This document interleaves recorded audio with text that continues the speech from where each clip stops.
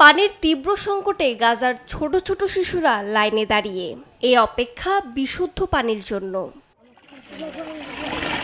Israeli হামলায় অবরুদ্ধ এই উপত্যকায় ধ্বংস হয়েছে সব কূপ, ফলে সেখানে এখন পানির সংকট চরমে।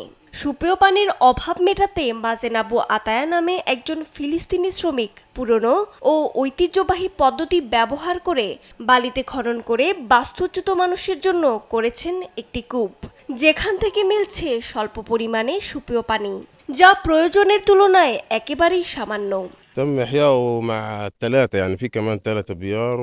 তীব্র অভাবের কারণে এই অঞ্চলের পানির প্রয়োজন মেটাতে এই কূপের পাশাপাশি 3টি কূপ খনন করা হয়েছিল। এই কূপগুলো এখানে সমস্ত মানুষের চাহিদা মেটাতে যথেষ্ট নয় বলে আমি মনে করি। আমাদের আরো পানি সরবরাহের প্রয়োজন।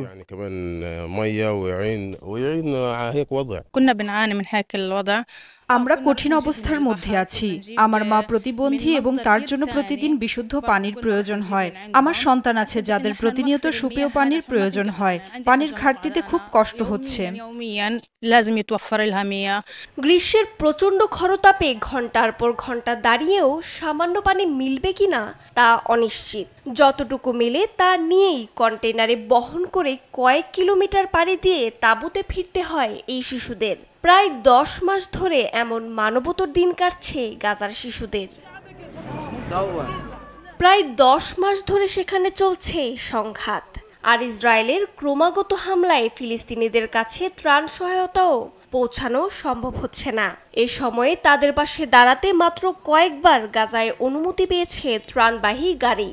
ত্রাণ সংকটে ও টানা হামলায় এখন ভয়াবহ মানবিক বিপর্যয়ের মুখে এই উপত্যকা। ছোট ছোট শিশুরা খাবারের অভাবে এবং তীব্র পুষ্টিহীনতায় মারা যাচ্ছে। দেখা দিয়েছে ডায়রিয়া, ডিহাইড্রেশন সহ অন্ত্রের নানা রকম রোগ। রজনী রহমান, নিউজ ডেস্ক, দেশ টিভি।